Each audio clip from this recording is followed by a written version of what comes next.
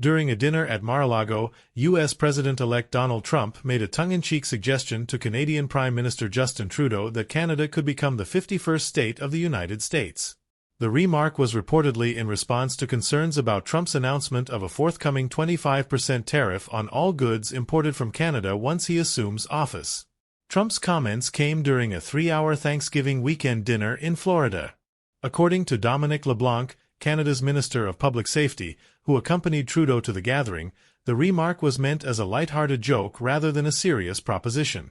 LeBlanc told CBC News that Trump's words were part of a casual and friendly exchange. The president was telling jokes, teasing us. It was clearly not a serious comment, LeBlanc explained. LeBlanc emphasized the warmth of the interaction between Trump and Trudeau, describing their rapport as a positive aspect of bilateral relations. The fact that the two leaders can share a cordial and jovial moment is reassuring, he added. The backdrop for this exchange was Trump's recent declaration on social media that one of his administration's first actions in January would be to impose significant tariffs on imports from Canada and Mexico.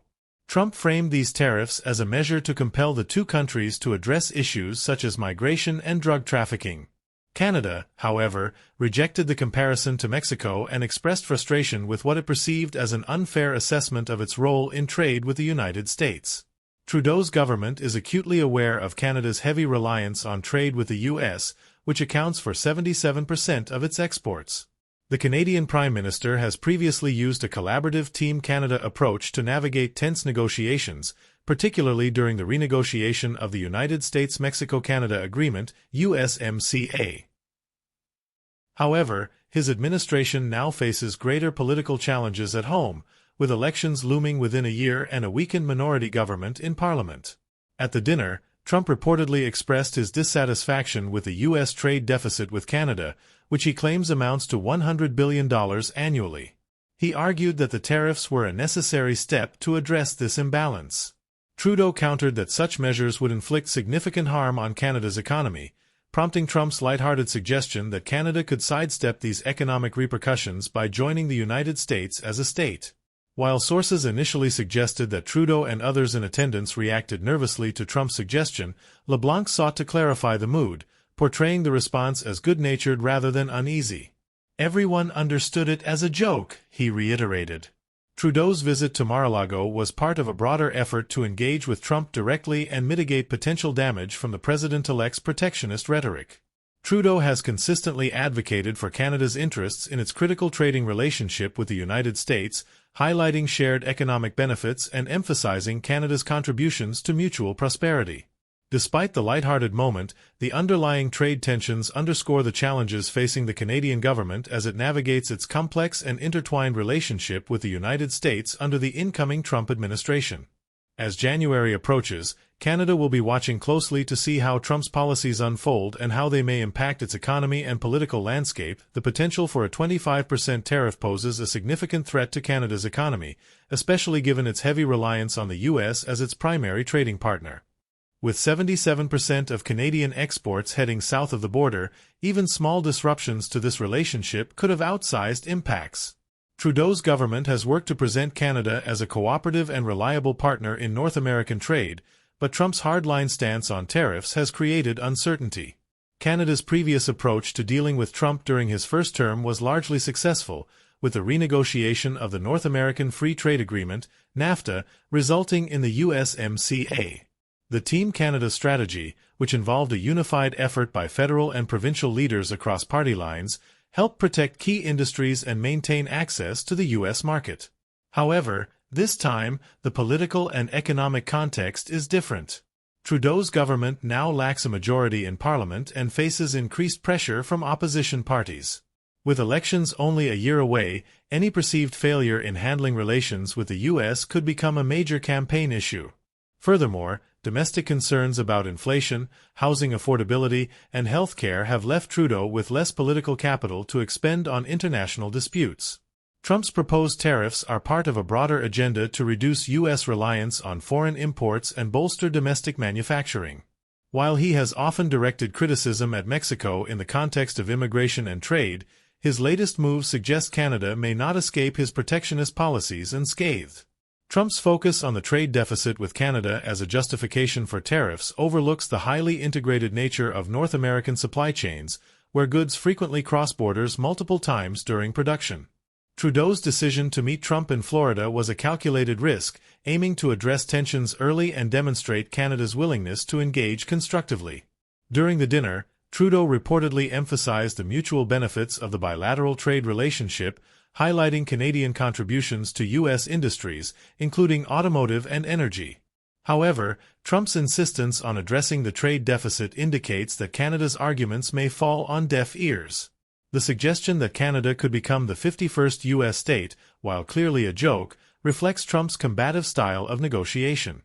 By framing the conversation in stark, even humorous terms, Trump may be signaling that he expects major concessions from Canada. This approach creates additional challenges for Trudeau, who must balance maintaining a strong trade relationship with the U.S. while defending Canadian sovereignty and national interests.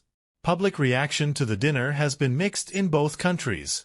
In Canada, some commentators have dismissed Trump's comments as irrelevant, focusing instead on the serious implications of his proposed tariffs. Others, however, view the remarks as emblematic of the challenges Canada faces in dealing with an unpredictable and sometimes confrontational U.S. administration.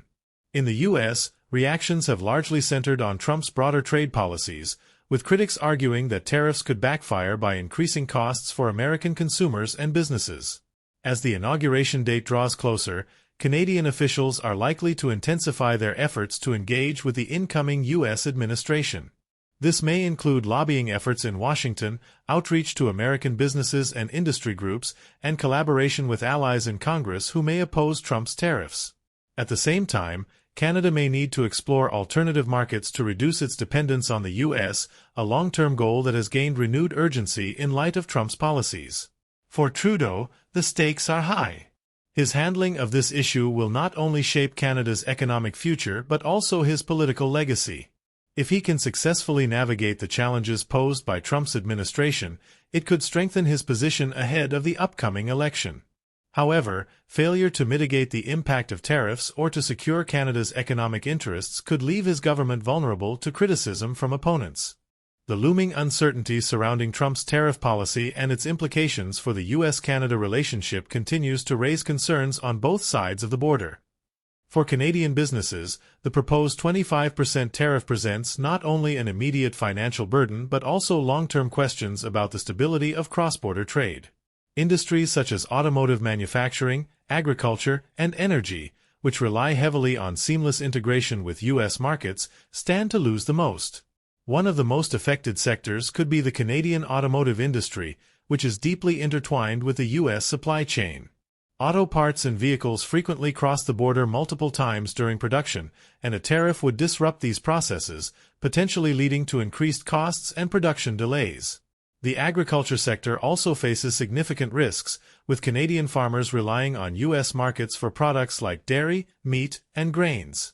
A 25% tariff could make Canadian goods less competitive, forcing producers to seek alternative markets, which may not be as accessible or lucrative.